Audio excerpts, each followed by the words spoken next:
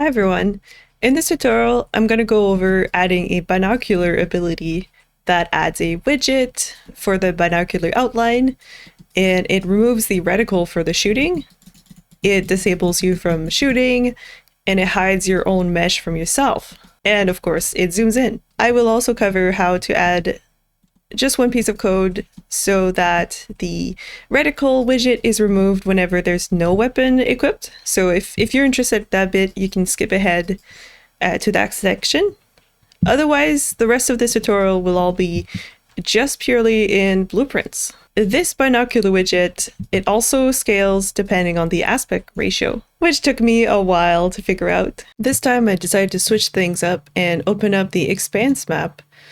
And I'm using a fresh Lyra Unreal 5.3 project. And I just called it Binocular Lyra. Go ahead and navigate to the expanse level or a level of your choosing. And to switch things up, instead of disabling the AI, I've decided to just make sure that God mode is enabled as soon as you start playing all the time. So it's easier to develop that way. So to enable that console variable, instead of typing it in the console window, we're going to go ahead and use this window console variables, which opens up the console variables editor. I really like this editor because it's easy to find any console variables and to see exactly which console variables are active at the moment. So I'm just going to press the plus button and then search for God, and then Lyra cheats.start in God mode. So as the tooltip says, if true, then the God cheat will be applied on begin play, which is nice because it applies to the whole editor session. So even if you stop the game and you play again, you should still be in God mode and you shouldn't receive any damage. One drawback of this is that as soon as you close your editor and reopen it, this won't be active anymore. So I'm going to go ahead and save this as a preset. So save preset as, and then I'm going to create a new folder in content for console var presets. Okay, and then I'll just call this one chill mode console var presets. I don't think there's any naming conventions for those. So if I go to content, console var presets, it's going to be here. And then the next time I open the editor, when nothing appears here, I could go to presets and then just click on this to load it. And then it'll apply whatever cheats are as part of this preset. So you don't just have to limit yourself to God mode. You can put any console variables. Okay, so now that that is done, let's go ahead and just play. Okay, so what I want to do is very similar to the aim down sights, but I want the reticle to not appear. And I want there to be a outline of some binoculars in the UI. And I also want to disable anything, any action. I don't want to be able to shoot when I'm using my binoculars. And I don't want to see my character. And another thing is I want the camera to be looking through the mannequin's head. So for that, I'll have to hide him or else we'll see some very terrifying eyeballs if there's eyeballs in your game. And I'd like to have the camera mode be more zoomed in, so the field of view would be smaller for that camera mode. Since there's already an existing functionality, we're going to use a lot of duplicated assets from the aim down sight ability and then modify it for our own use. Let's stop the simulation and we're going to search for ADS for aim down sights. So the aim down sights ability is just GA_ADS. So let's go ahead and show in folder view. So there's our ability. It's always good to just see all of the reference it has. Let's just open up anything that has to do with ADS. The first thing I'm going to duplicate is the GA_ADS. So go ahead and right click on it and then duplicate, or the shortcut Control+D. And I'm going to call this one GA Binocular. And then let's see how our GA_ADS is used in the ability set of the shooter hero. So we can see right here that our aim down sights is bound to this input tag, weapon aim down sights. So let's go ahead and add a granted gameplay ability to our shooter hero. And this one will just be our binocular. And then let's use a input tag ability binocular. So for the tags, the one that aim down sight was using was under weapon. In our case, we're not using a weapon, so I'm going to add my input tag under the ability category. So click on the down arrow and let's go ahead and add a subtag. And I call this one binocular. Okay, so input tag. We don't really need a comment. Click the add new tag button. And then we can select our newly created input tag. And let's continue down this rabbit hole. So now the input tag weapon ADS, where is that one used? So let's right click on it, search for reference. Okay, and we can see that for sure we're using this one. We already looked at that one.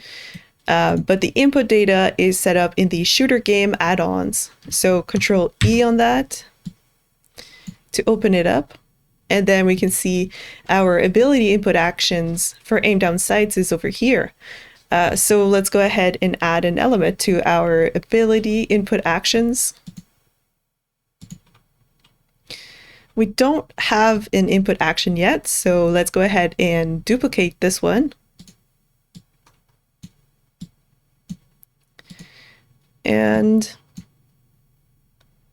actually, this one's different enough because the aim down sight one is while it's held. Meanwhile, our binocular, we just want to have it happen on tap. So I'm just going to right click in the input actions folder and go to input action. And this one we will just call IA underscore binocular.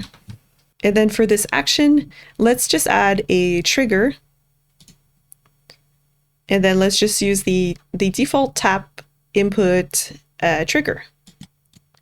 Okay, so now we can go back to our input data and add this input action, binoculars. Okay, and then the input tag is the one we just added. So I'm just going to go ahead and search for binocular. Let's search for where the input action aim down sights is referenced. I won't mind the widgets for mobile here. The next step in this reference tree is the input mapping context. So now it's time to set up our actual inputs that will trigger our binoculars. So I'm going to go ahead and double click that or just Control E on it. And then there's our aim down sights. I'm going to add another mapping. And this is our binocular. And for the binocular, I'm going to use the middle mouse button. Let's add another one for our gamepad. And just turning on my controller, we'll just use the gamepad right thumbstick button. Yeah, now we already have an input that should call our new ability, which is just the binocular ability. Just to make sure that this all works out correctly, I'm going to just add a print statement here in our GA binocular and just GA binocular was triggered. And I will just end the ability and then I'll just disconnect anything over here. So when I play, and if I middle mouse click, there you go. So binocular was triggered. So our input is set up correctly. Now we can actually start to make it do the things we want it to do. I'm just going to reconnect our camera mode and delete all that debug print statement. So this is a good time to also gain more understanding on how the aim down sight works. So first of all, I'm just going to close everything else because I don't need it anymore.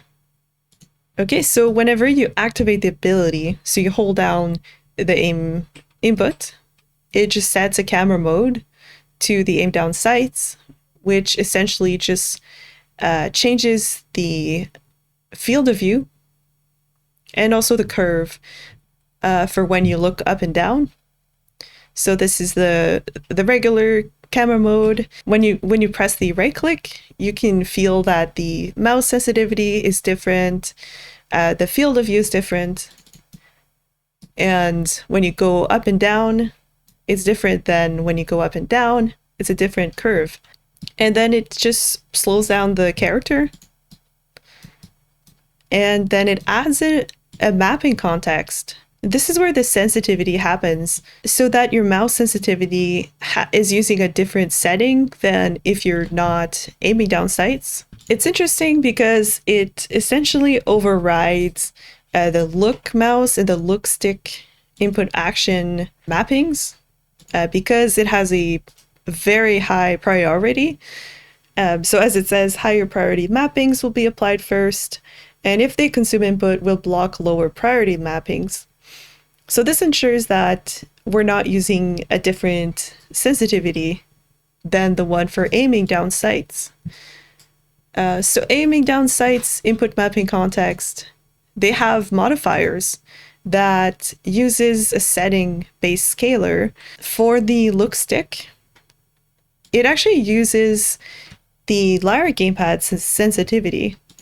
And it's interesting because you could use the normal sensitivity values or the aim down sights sensitivity values. I'll just show what I mean here in a second. And it even has an aim assist input modifier for when you're playing on the gamepad. I haven't looked into this one too much because we won't be needing any aim assist input modifier when we're using binoculars, but it has all of this modifier data. It grabs its data. These are all the numbers of the sensitivity values for anything that the player uses as a sensitivity. I'll just show where those are set up. So if I play, if I press escape, options, and then our mouse and keyboard sensitivity are here, the targeting sensitivity. For the mouse, I haven't looked too much into that one, but that would be, let me see. It would set the modifier for reducing mouse sensitivity, and the most interesting one is the gamepad sensitivity. So this is where all of the enum values come in. So the player could have a different aiming sensitivity when they aim down sights. Maybe they prefer precision, or they're a sniper, heavy character. And then when they look around, maybe they want it to be very snappy. They want to be able to do a 180 as fast as they can. We could add another sensitivity enum value. So for the binocular sensitivity, that one would require some code and pretty much just duplicating the logic for the look sensitivity, but just have a different player tunable value. That is how the player can affect the sensitivity while aiming down sights, is this setting here and that setting here. But yeah, for the mouse, I haven't looked into it too much. Yeah, so that's what happens. You add this mapping context and it modifies how you look around with your mouse or your right stick input. So we want to do the same thing, but we want to remove anything to do with aim assist. Go ahead and navigate to the input mapping context, and we're going to create our own for the binoculars. Oh, so I'm going to click on browse, and then I'm just going to duplicate this. So this one, I'm going to call it binocular speed. And then I can go ahead and remove anything to do with aim assist. So click on the down arrow and then click delete. And then for the Lyra gamepad sensitivity, we're still okay with using the aim down sights one. We could have different values. So we can go ahead and duplicate this one. So gamepad binocular sensitivity. No need for targeting because we're not really targeting anything. We're just trying to see far. Okay, so these values you can change at your own leisure or just change it for whatever feels the best. It would definitely be preferable to have separate player user settings so that they're independent of each other. But for now, to avoid any C++ code, we're just going to use the value for aiming down sights, but then the different part would just be in this data table. So for our binocular speed, we're going to use this binocular aim. If we wanted to use the normal sensitivity from the player user setting, we would just use the normal enum here. If you ever added just the binocular enum and logic in the backend, this is where you would be choosing it so that it uses the right player user setting. Okay, so this is how you set up the sensitivity for your binoculars. I'm going to go ahead and close that. And then I kind of jumped into details here, but back to just the overall of how this aim down sights works. Before I move on, I'm going to use the input mapping context for the binoculars. Okay. And then what happens is that if you are locally controlled, it broadcasts to the UI, and then the weapon reticles can listen to the message of, okay, I am aiming down sights now, and is it on or is it off? That's good for UI communication. And then we just wait for the input to be released and we end the ability. And then when the ability ends, we just clear that camera mode, and then we just broadcast to the UI just to make sure anything is cleared or anything can listen locally for knowing if the player is aiming down sights. And it even plays the sound, zoom out, and it sets back the player walk speed. And it also removes this mapping context so we can get back to our regular look input sensitivity and no aim assist while you're running around. The next thing we want for our binocular ability is to hide the player whenever that happens. So right after we set the camera mode, I'm going to get the avatar actor from the actor info, and I'm going to set it hidden in game.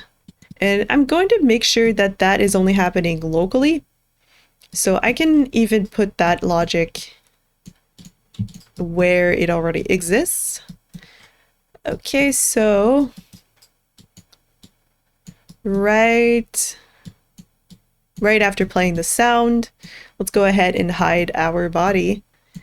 And another thing we want to do is that since this is not an input that's held, here instead of this wait input release, we want the wait input press.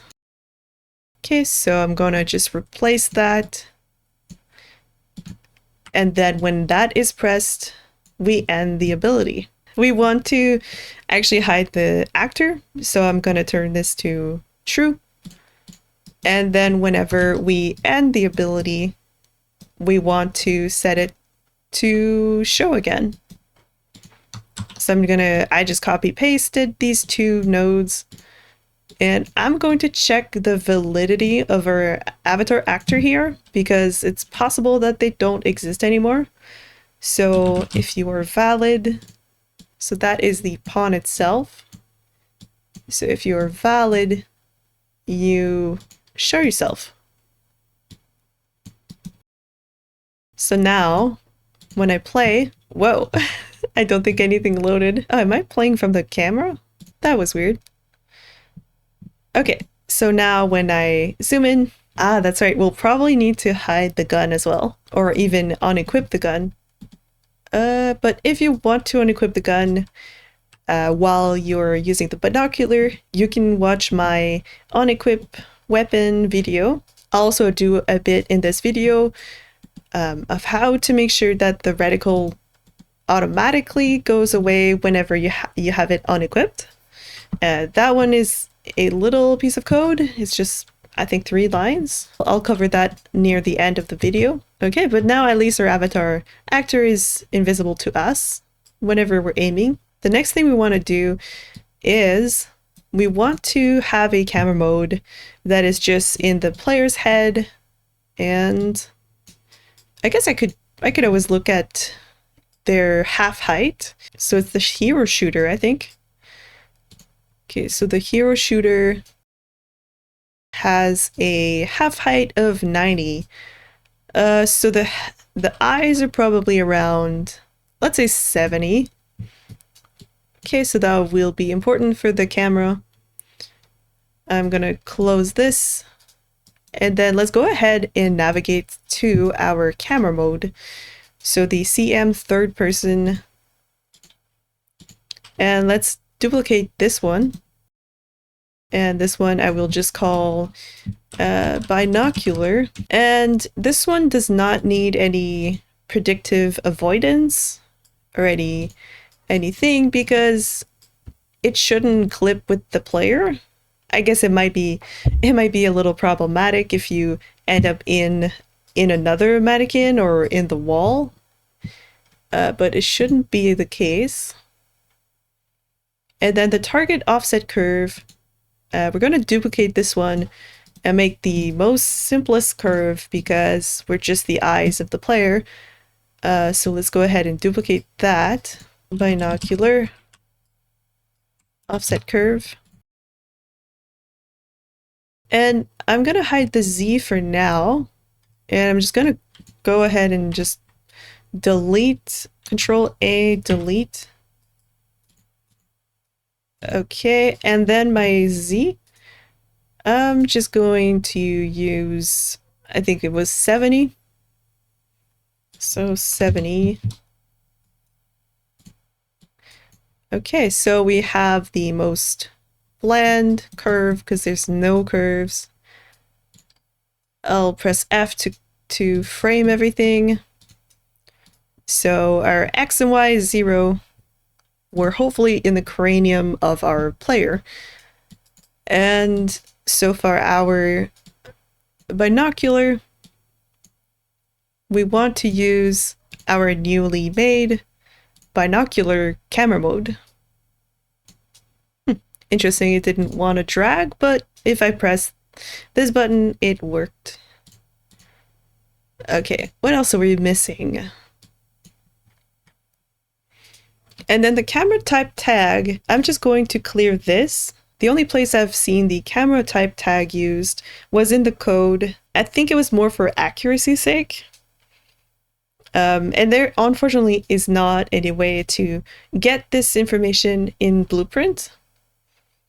So to inform our UI that we're using the binocular camera mode, we're going to use something similar that the aim down sights does. So I'm just going to clear this. And then our field of view, I'll make it very small, something like 30. Let's see what that looks like. Okay, so now when I press the middle mouse button, it zooms in, which is awesome. It could be useful if you're looking for a flag that was raised or some secret chest somewhere. In this quick play mode, using the binocular is very dangerous because you'll probably be shot at, but it could be useful when it's a safe spot or if it's a different type of game altogether. Yeah, that looks pretty good. It feels a little low, but we could always change those values. The thing is, I can still shoot when I'm using my binoculars, so I'm going to stop that, and we're just going to add one flag just to make sure that we're not doing any actions when we're using the binoculars. So go ahead and open up your GA binocular, and then in your ability tags, another thing we want to change is we want to add this action over here. So binocular,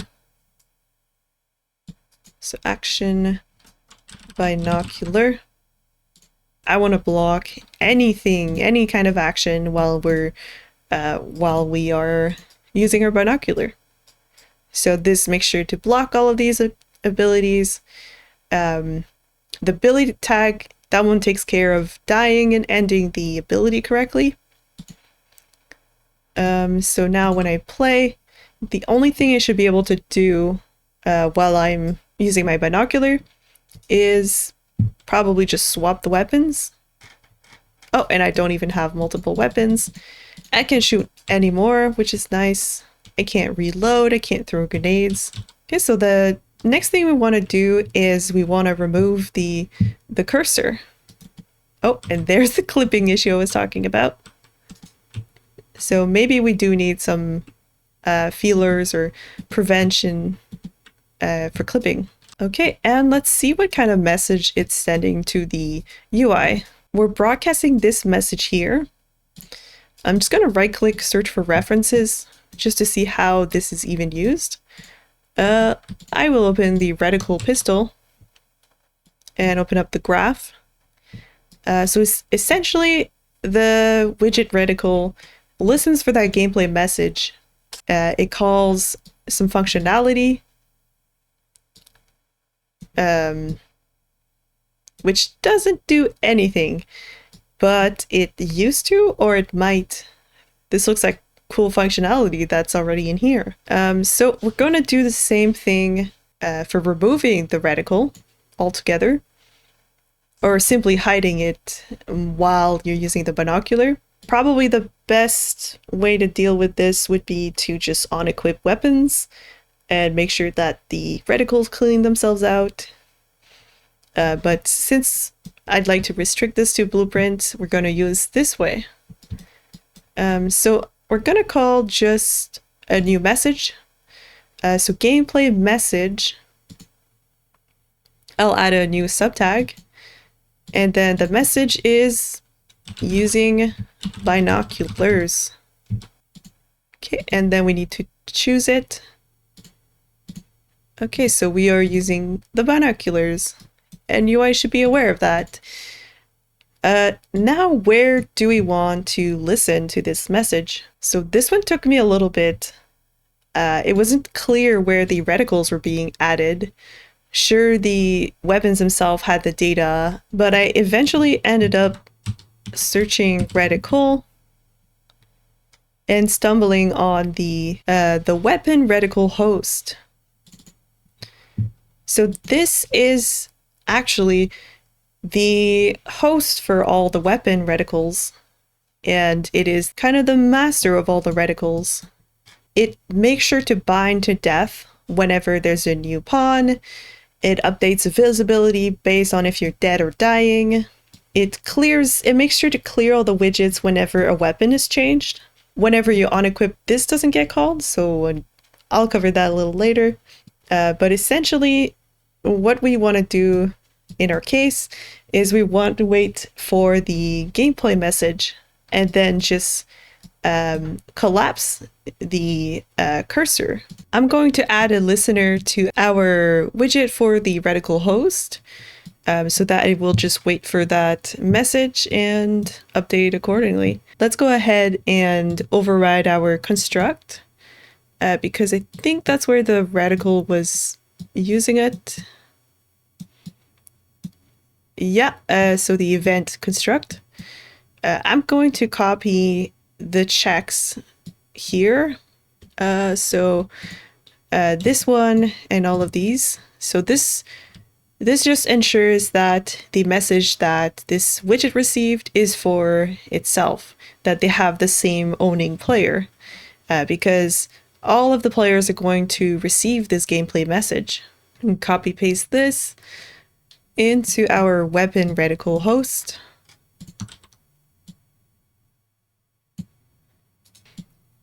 Okay, but this time we are listening to another message. We care about if the player is using the binoculars or not. Okay, so we're going to listen to this message, and it's got to be an exact match. Are we the owning player?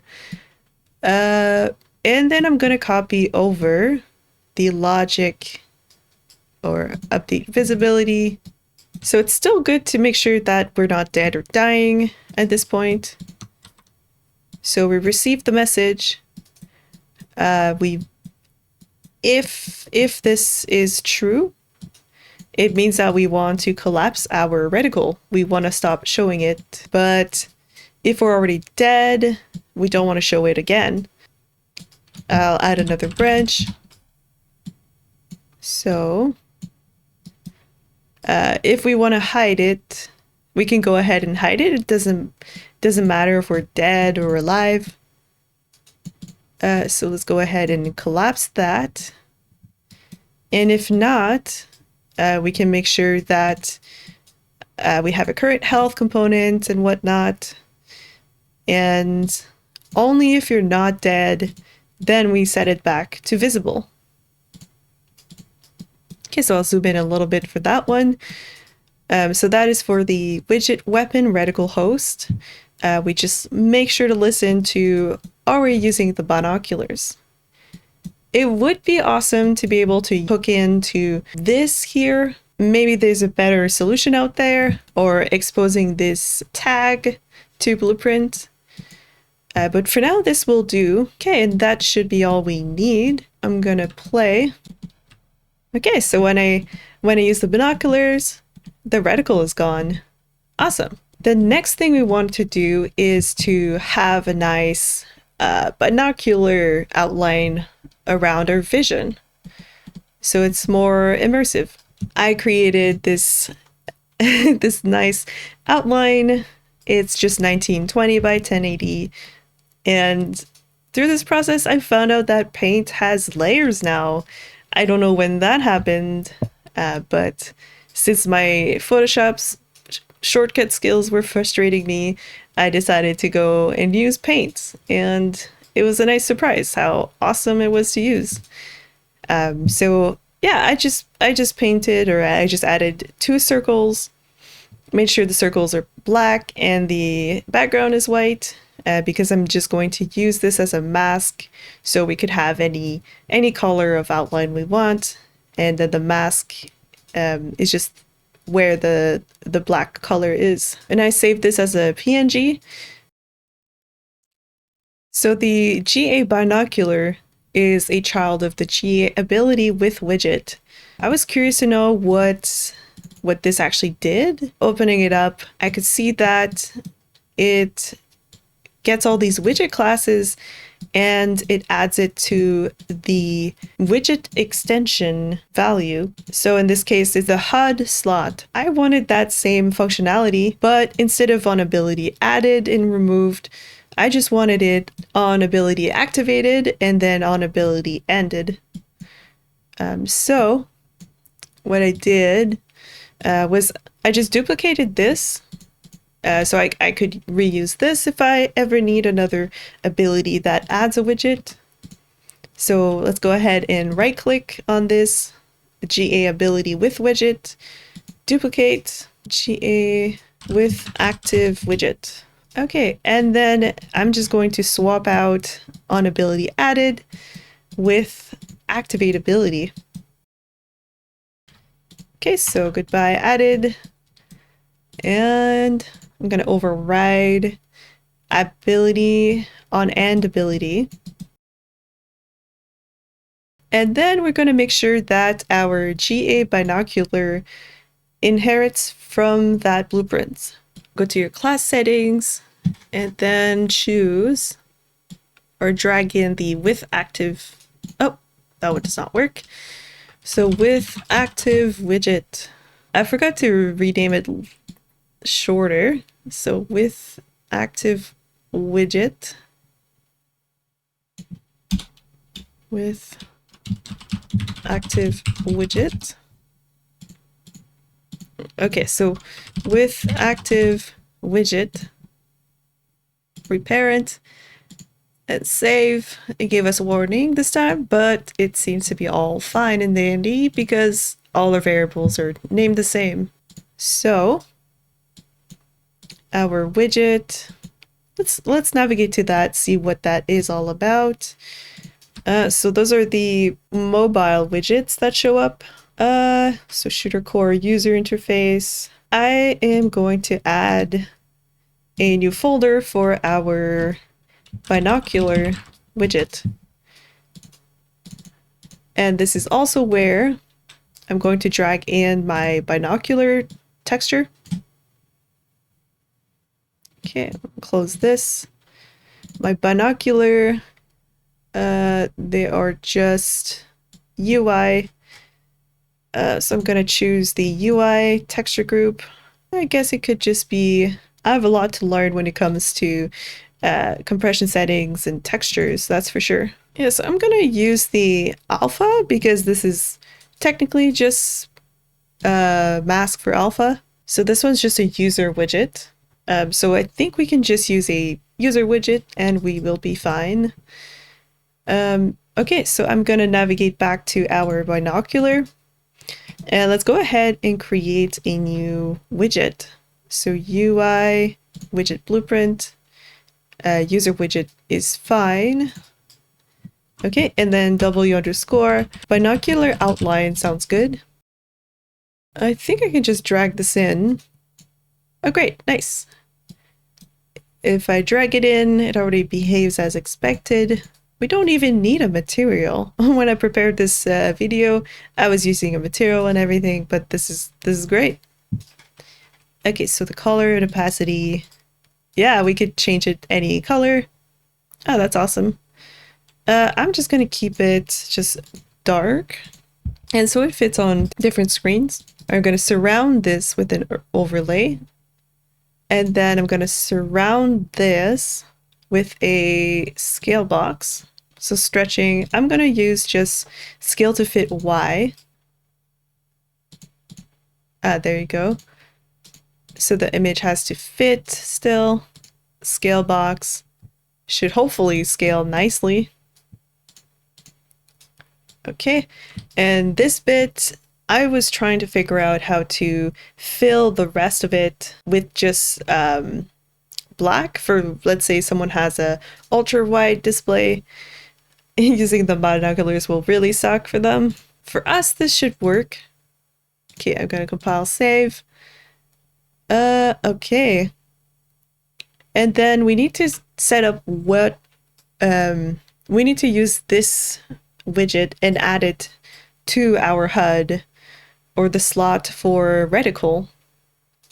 Okay, so I'm gonna go back to the binocular, close some more things. Okay, don't need this, don't need that, don't need that. So our binocular outline. Here in this case, I don't care about these ones. If you have a mobile project, then for sure add an options for the binoculars. So I'm going to add this widget here, and then I'm going to choose the HUD slot and then the reticle slot. Now, when we activate this ability, it should add this widget to that HUD slot. Okay, so let's go ahead and play. So it's really, really tiny. I am not sure what's that all about. Another thing we need to do to make sure that the with active widget logic is called is we need to call the parent. So you can go ahead and right click and then add call to parent and then hook it up. And then the same thing for on end ability. So I did the same thing and I just call parent end ability. It still doesn't fix the problem of the tiny HUD. But now when you activate the ability, it shows up and then it leaves when you end the ability. After a few hours of fighting with UMG, I figured it out. So my problem was I had an image that would scale, but then if I resize the aspect ratio, it wouldn't be filled up with black. Yeah, so, and I am not a UMG wizard, so I wasn't really sure how to just crop out and keep the rest dark. So if there's some material UI magic to be learned here, that would be great to know. Otherwise, I will show what I ended up doing. I won't show the steps, but more the result. Okay, so I'll stop this. So the first step of my problem was that this widget is added to an overlay, and there was no sense of knowing the scale or the desired size and height of the widget, because there was no horizontal box or canvas or anything that would dictate the screen size.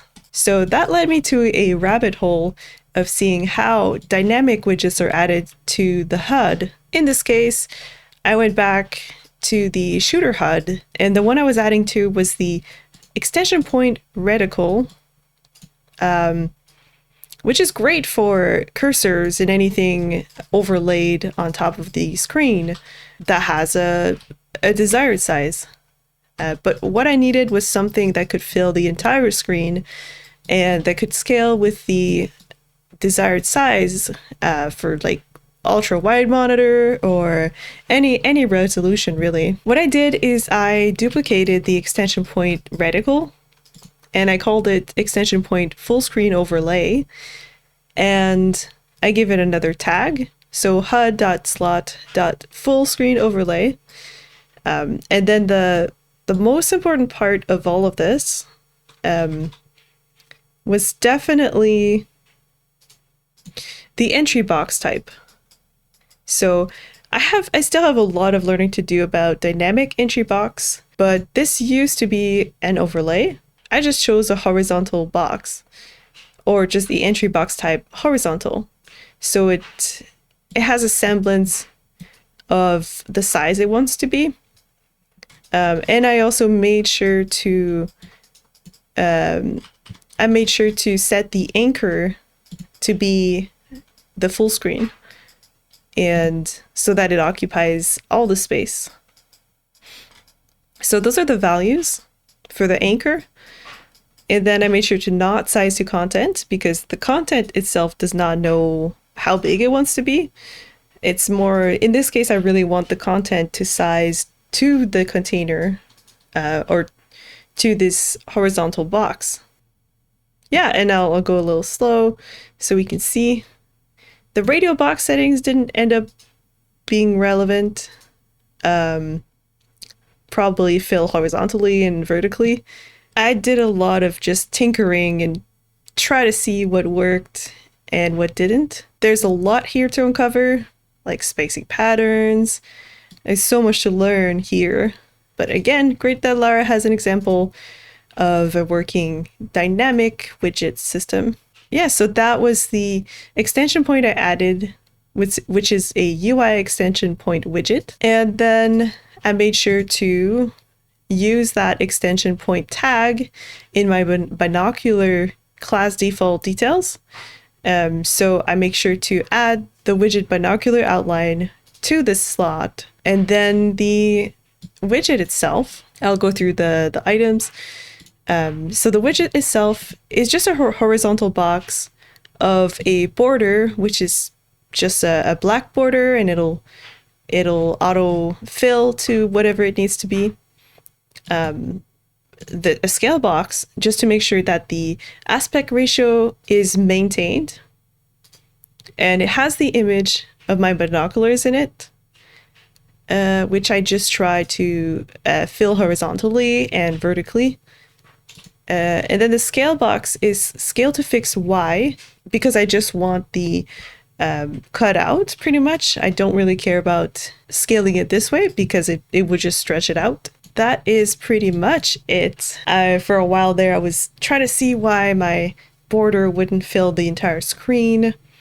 And it was a game of chicken and egg of, okay, what sizes to what? And it shows that I still have a lot to learn about UMG and especially dynamic box entries. But now we have a binocular outline that scales nicely, know more of what we don't know. So now we have a way of removing the reticle or just having it collapsed whenever we're in a different camera mode, or whenever, if ever you need anything else to change the visibility of the cursor, you know now what to do.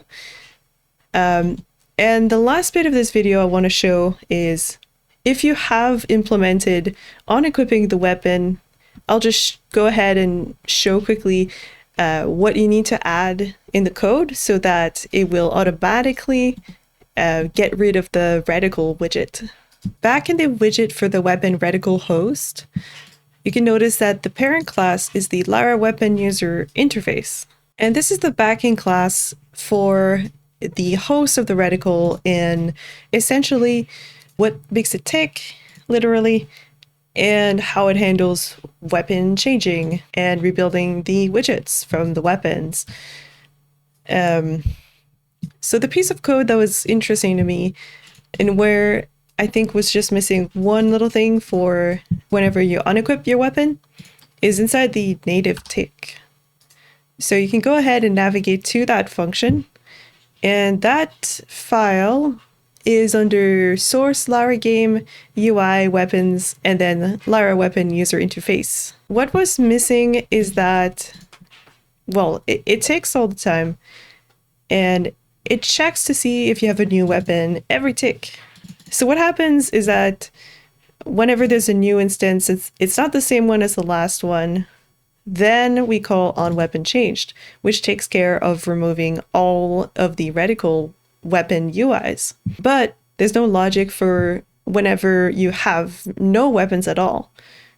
So all you need to do is add an else.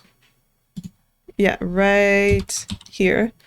So if you don't have a new instance, but you have a current instance, then it just makes sure to set the current instance to null pointer, and it calls the onWeaponChanged null pointer. It clears all the existing widgets, and then it will do nothing because the new weapon is not valid. So that is one way to make sure that you are clearing all the existing widgets, and this code path is being called when you set the weapon to null. This video idea came from an ability I have in my own game, which is just the Binocular ability. And I just wanted to see it on its own and see if I could figure out how to add the binocular widget and the mouse sensitivity. In this case, you can see it's a little intense. But maybe once I figure out how to fix that mouse sensitivity based on how zoomed in you are, I might do a follow-up video. Another thing that this video helped me to do is just set the actor to hidden in game. In my case, I had made sure to remove them from the cosmetic component, and it's always, sometimes we go for the more complicated solutions. And it helps to just isolate the functionality you want. But yeah, this was a really fun video to make, and I learned a lot, especially about UMG. And I hope this helps you in your game and your adventure. As always, thank you for watching, and see you in the next one.